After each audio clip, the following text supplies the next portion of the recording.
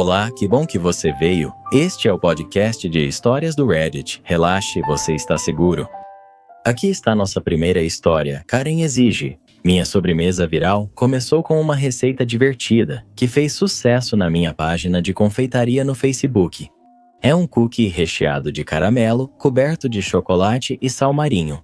Postei o vídeo original só por diversão, mas em uma semana ele já tinha mais de 100 mil visualizações. As pessoas estavam recriando, me marcando, fazendo perguntas e implorando pela receita. Depois veio a Feira Gastronômica, um evento casual e ensolarado de fim de semana em um parque comunitário, onde criadores locais podiam mostrar suas melhores comidas. Levei meus cookies agora semi-famosos e esgotei tudo em 2 horas. O público foi incrível e muito apoiador. Seguidores da minha página do Facebook estavam animados para me conhecer, provar os cookies e tirar selfies. Foi então que Karen fez sua entrada. Ela chegou sorrindo à minha barraca, elogiou a organização e pegou uma amostra. Os olhos dela brilharam ao provar. Nossa, isso está incrível, ela disse. O que tem aí dentro? Eu dei uma risada, já estava acostumado com essa pergunta. Muito amor, paciência e talvez alguns segredos. Foi aí que o clima mudou. Ela estreitou os olhos e se aproximou um pouco demais. Não, falando sério, qual é a receita? Também faço sobremesas e isso faria sucesso na venda de bolos da minha igreja. Eu sorri. Agradeço, mas estou escrevendo um livro de receitas e vou manter isso em segredo por enquanto. Você está falando sério? É só um biscoito. Não haja como se fosse algum segredo industrial. Só me diga o que tem nele. Foi isso. Algo mudou. Me desculpe, repeti. Não posso compartilhar agora. Mas eu tenho outras receitas no meu site. Se você quiser dar uma olhada, ela zombou. Ah, você acha que é melhor do que todo mundo só porque seu videozinho viralizou? Você não inventou cookies de chocolate? Já vi gente como você antes, querendo bancar o dono da verdade com algo que provavelmente é só massa pronta e quadradinhos de caramelo. Tentei manter meu tom calmo e controlado. Senhora, eu realmente não quero discutir com a senhora. Espero que aproveite o evento. Mas ela não tinha terminado, nem de longe. Ela parou em frente ao meu estande, de braços cruzados, falando alto para todos ouvirem. Pessoal, essa garota tá agindo como se fosse uma celebridade. Nem quer compartilhar uma receita de biscoito. Quão egoísta você pode ser? Espero que mais ninguém compre de você. As pessoas ao redor notaram. Algumas se sentiram desconfortáveis, outras acharam engraçado.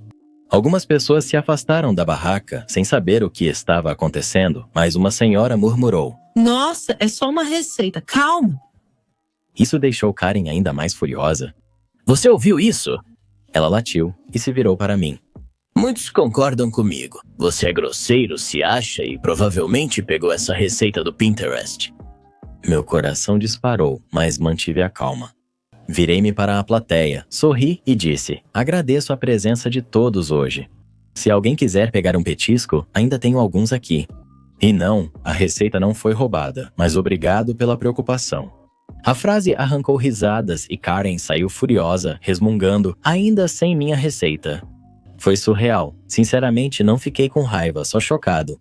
Você sempre ouve falar sobre comportamento de gente mimada, mas vivenciar isso em primeira mão é completamente diferente. Karen nunca pediu desculpas, mas alguém que a conhecia disse que não era a primeira vez que ela fazia isso. Ela já fez um escândalo em uma feira porque alguém não quis dar a receita de picles para ela, sem brincadeira. Aprendi que algumas pessoas acham que têm direito à sua criatividade, principalmente quando ela se destaca. Proteja seu trabalho, mantenha sua posição e, na dúvida, guarde sua receita e mantenha a calma. Ah, e só para constar, não é massa pronta, mas boa tentativa, Karen. Bem, Karen pode não ter conseguido a receita, mas com certeza levou a melhor, uma bela fatia de karma da internet. Tudo o que eu queria era um pouco de açúcar. Isso é tão errado. Se por açúcar você quer dizer atravessar a multidão e acusar alguém de espionagem de sobremesa, então sim, isso está errado. E daí? Eu sou o vilão porque amo meus biscoitos. Não, Karen. Você é a vilã porque tratou um biscoito como uma negociação de refém. Vamos adoçar as coisas. Conte sua sobremesa favorita nos comentários, a menos que seja segredo. Só diz o quão épica ela é. Ainda não é tão épico quanto seus desabafos querem. Eu sou o babaca por dizer para minha amiga que talvez ela não devesse ter filhos que não pode sustentar? Algumas noites atrás, eu, 25 anos, mulher, estava jantando com um grupo de amigos. Estávamos conversando e rindo normalmente até que falaram sobre cuidados com crianças. Uma amiga minha, Ana, 28 anos, mulher, já tem 2 filhos menores de 10 anos e espera outro em breve. Ela começou a nos contar sobre o plano dela de contratar uma babá assim que o bebê nascer. À primeira vista, não parecia absurdo, até ela listar tudo o que esperava da babá. Primeiro, ela queria alguém com diploma universitário, não apenas experiência em cuidar de crianças. Também era necessário ter certificação em reanimação cardiopulmonar e primeiros socorros, o que fazia sentido. Se você cuida de crianças, saber sobre segurança é essencial, mas ela continuou. Ela queria que a babá cuidasse das 3 crianças em tempo integral, lavasse roupa e louça, limpasse a casa semanalmente, fizesse compras, buscasse roupa na lavanderia e administrasse a casa. Em outras palavras, ela não estava descrevendo apenas uma babá, ela estava descrevendo uma babá. Empregada doméstica, faz tudo e assistente pessoal de meio período, tudo em uma só pessoa. Perguntei quanto ela queria pagar. Ela disse $200 por semana. Ri porque pensei que era brincadeira. Eu perguntei, espera aí, $200 por semana para 10 horas por dia, de segunda a sexta, além de alguns finais de semana. Ela disse, sim, seriamente. Eu disse, Ana, você quer que alguém com diploma e certificações administre sua casa e cuide de 3 filhos por menos que o salário mínimo? Não é assim que funciona. Ela disse que creche é muito cara e que eles não podem pagar mais. Atualmente, os filhos dela estão na creche, mas ela quer tirá-los de lá e substituir por uma babá. Ela sabia que seria difícil, mas era a única forma de conseguirem. Alguns de nós ficamos em silêncio, deixando ela se explicar, mas eu não conseguia superar o quanto isso parecia injusto. Falei para ela que o fato da creche ser cara não justifica pagar menos para outra pessoa fazer o mesmo serviço. Ela se defendeu, dizendo que o trabalho seria ideal para universitários ou quem mora com os pais e não precisa de muito dinheiro. Isso me incomodou. Falei que até universitários merecem pagamento justo. Morar com os pais não obriga você a aceitar trabalho mal pago. Ela se sentiu desconfortável, mas continuei. Eu disse para ela que não era realista esperar tanta responsabilidade por tão pouco pagamento.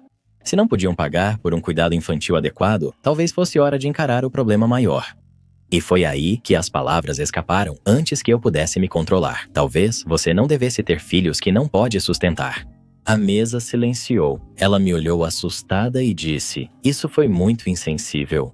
Tentei explicar que eu não estava atacando ela pessoalmente, mas apenas apontando a realidade. Crianças são caras, creche é cara e pagar mal alguém não é a solução. Ela disse que eu não entendia a situação dela e outros amigos interferiram. Alguns concordaram comigo, outros disseram que eu fui duro demais. O resto da noite ficou tenso. Mudamos de assunto, mas o clima seguiu pesado. Mais tarde, ela enviou mensagem no grupo, dizendo que ficou magoada com o que falei e se sentiu julgada pelas escolhas dela. Respondi que não quis atacar, mas que estava preocupado porque parecia que ela estava planejando se aproveitar de alguém. Fico repetindo isso na cabeça. Eu sei que minhas palavras foram diretas e talvez mal escolhidas, mas também sinto que, se eu tivesse ficado quieto, estaria permitindo que ela acreditasse nisso. $200 por semana era um valor justo para cuidar dos filhos dela e da casa. Aqui estou eu pensando, errei ao dizer isso em voz alta, ou foi só um momento em que a verdade dói? Mas isso precisava ser dito, pois prefiro arriscar parecer duro do que apenas concordar. Enquanto alguém constrói sua casa usando mão de obra explorada. Ela está louca se pensa que alguém vai fazer esse trabalho por $200 semanais. Você não estava sendo cruel, estava sendo realista, não foi um idiota. Ela está imaginando contratar uma super babá e gerente da casa por menos do que algumas pessoas ganham cuidando de uma criança por algumas horas. Qualquer pessoa qualificada o suficiente para atender aos requisitos dela iria rir e ir embora, e qualquer um desesperado o bastante para aceitar não duraria uma semana.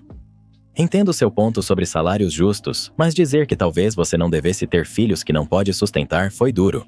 Você poderia ter parado ao dizer para ela que o salário era irrealista. A forma como você falou acabou virando um julgamento pessoal, por isso doeu tanto. Babá, faxineira e assistente pessoal por apenas $200 semanais. Isso não é uma vaga de emprego, é um esquete de comédia.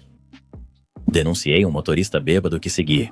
Levei uma multa por dirigir após o toque de recolher quando voltava da casa do meu amigo semana passada. Era tarde, as ruas silenciosas, daquelas noites em que só se quer chegar em casa, escovar os dentes e cair na cama. Notei um carro à minha frente que não se movia corretamente. O motorista balançava um pouco ao desviar, mesmo com a estrada livre. No início pensei que estavam distraídos, mas depois seguiram cruzando a linha e corrigindo demais, parecendo sem controle. Não ignorei. Liguei para o 190, relatei o que vi e o atendente pediu que eu continuasse seguindo. Disseram que um policial estava a caminho e que, se eu pudesse seguir o carro com segurança, isso ajudaria a pará-lo antes que algo ruim acontecesse.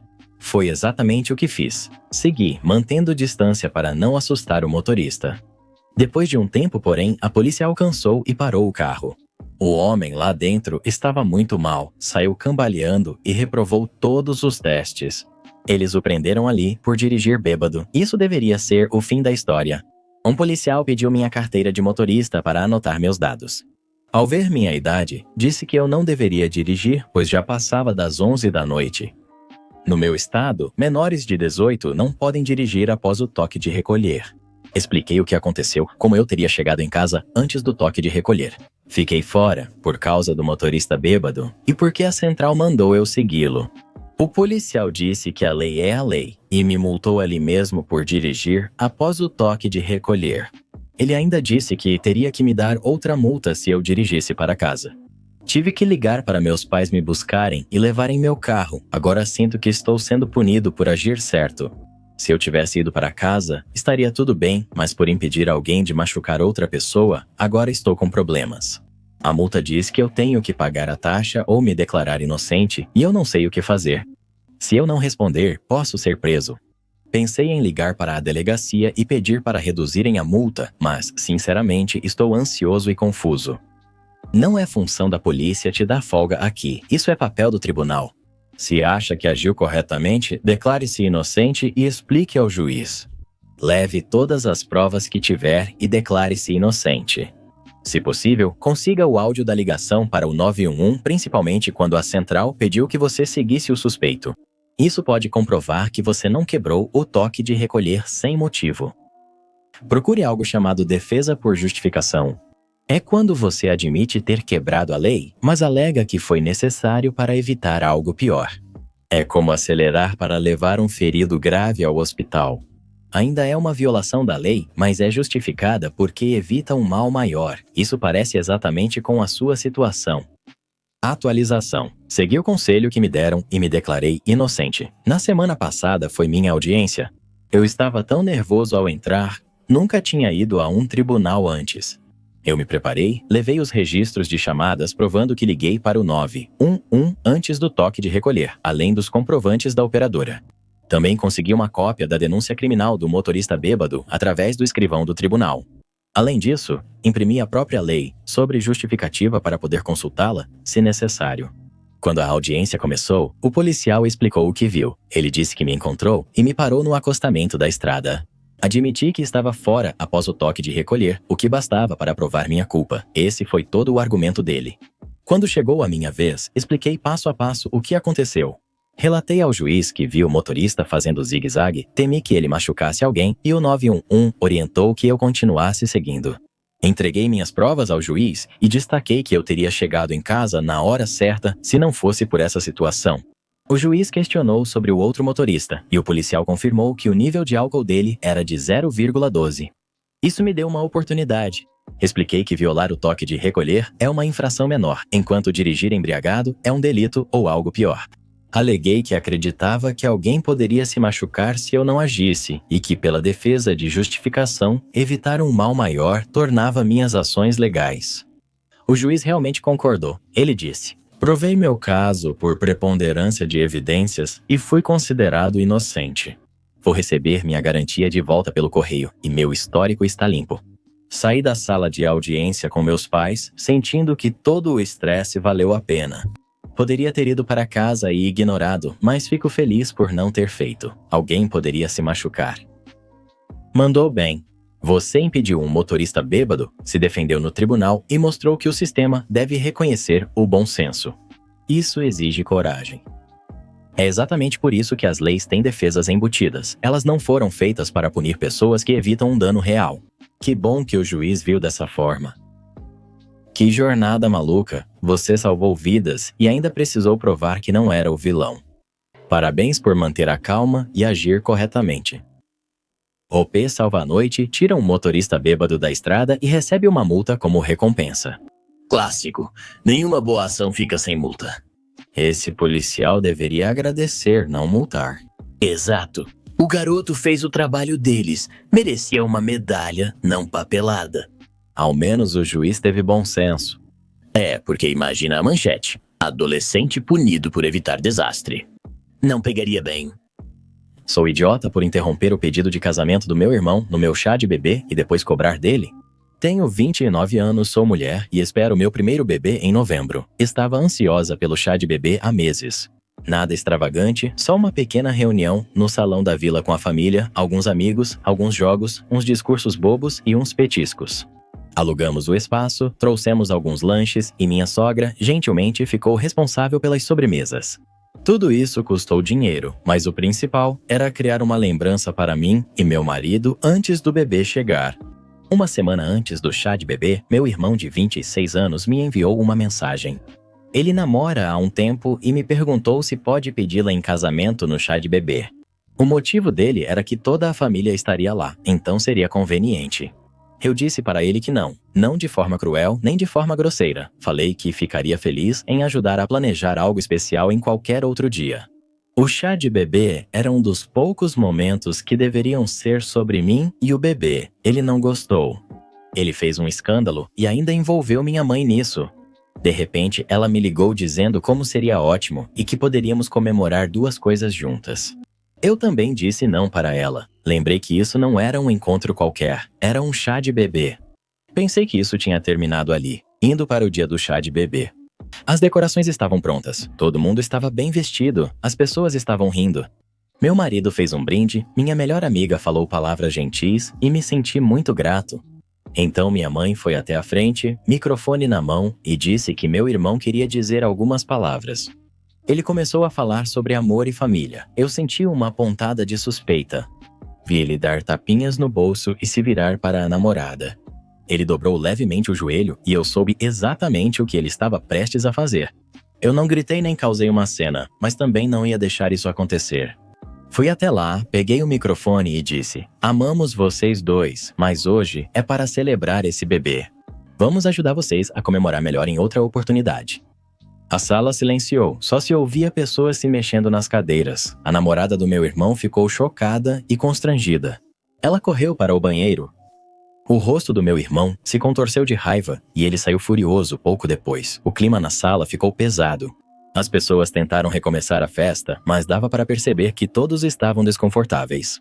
Depois, alguns parentes sussurraram para mim que eu fiz a coisa certa. Eles disseram que pedir alguém em casamento no evento de outra pessoa é de mau gosto. Alguns disseram que eu devia ter deixado acontecer e resolvido depois, pois pará-lo em público piorou a situação. Naquela noite, o grupo da família no WhatsApp explodiu. Minha mãe me acusou de ser controlador. Ela ainda se gabou de avisar a equipe sobre a surpresa, como se a permissão deles valesse mais que a minha. Meu irmão disse que arruinei a única chance dele, já que a irmã da namorada viajaria no próximo mês, e essa era a única vez que todos estariam juntos.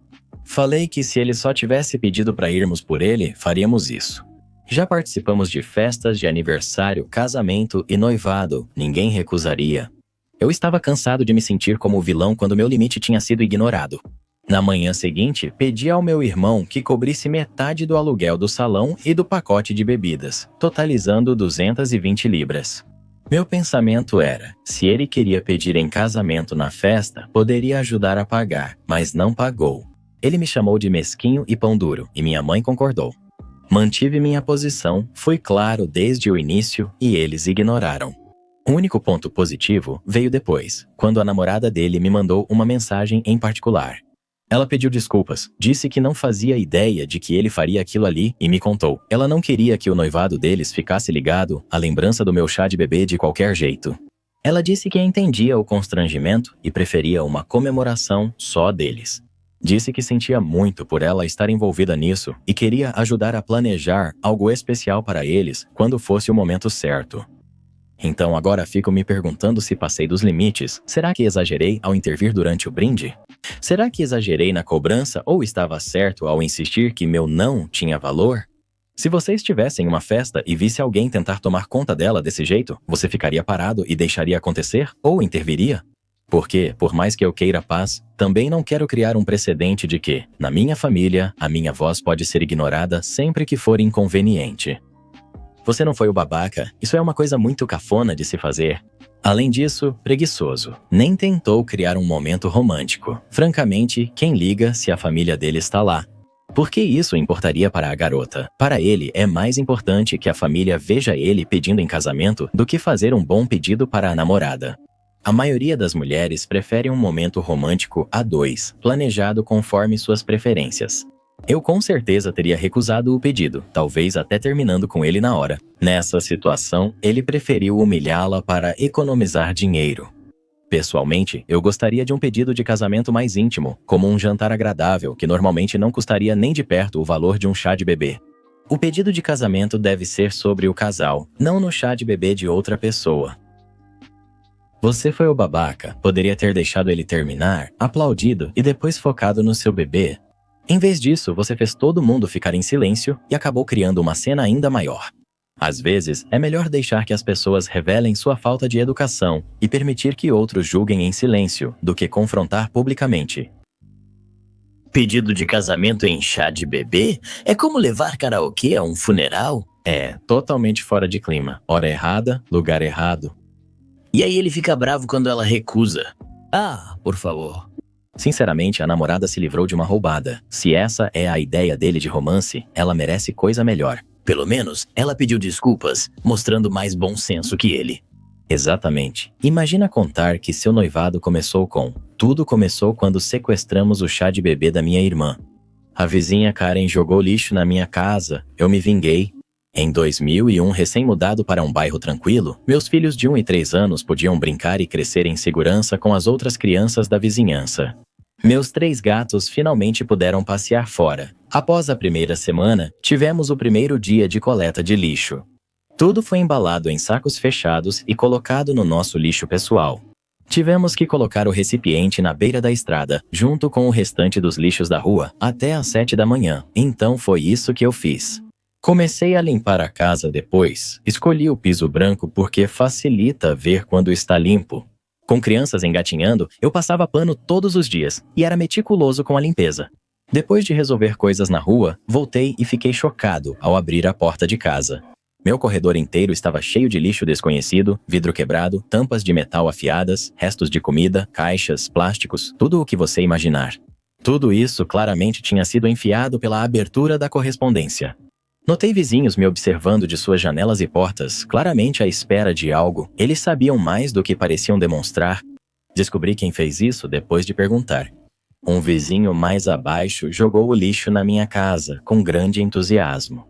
Algo em mim quebrou e perdi todo o senso de decência. Eu estava furioso. Limpei o lixo, coloquei meus filhos na sala e limpei a caixa de areia do gato. Normalmente, eu jogaria todo o conteúdo em um saco, mas desta vez fui mais deliberado. Retirei cuidadosamente só os dejetos e os separei em 2 saquinhos frágeis, daqueles bem finos que rasgam fácil. Carregando os sacos, fui até a casa da vizinha. Ela abriu a porta com um sorriso presunçoso. A porta abriu o bastante para eu ver bem o corredor impecável dela. À direita, uma escada acarpetada. À esquerda, a sala de estar com a porta aberta. O corredor seguia até o banheiro no fundo. Tudo estava impecável.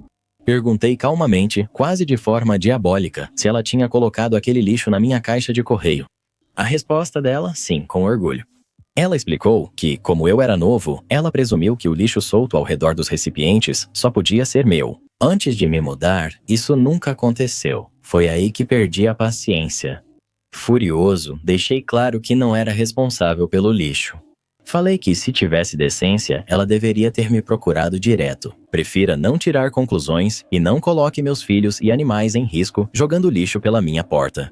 Então, com um sorriso irônico, eu acrescentei: já que você gosta tanto de limpeza e aqui, aproveite isso.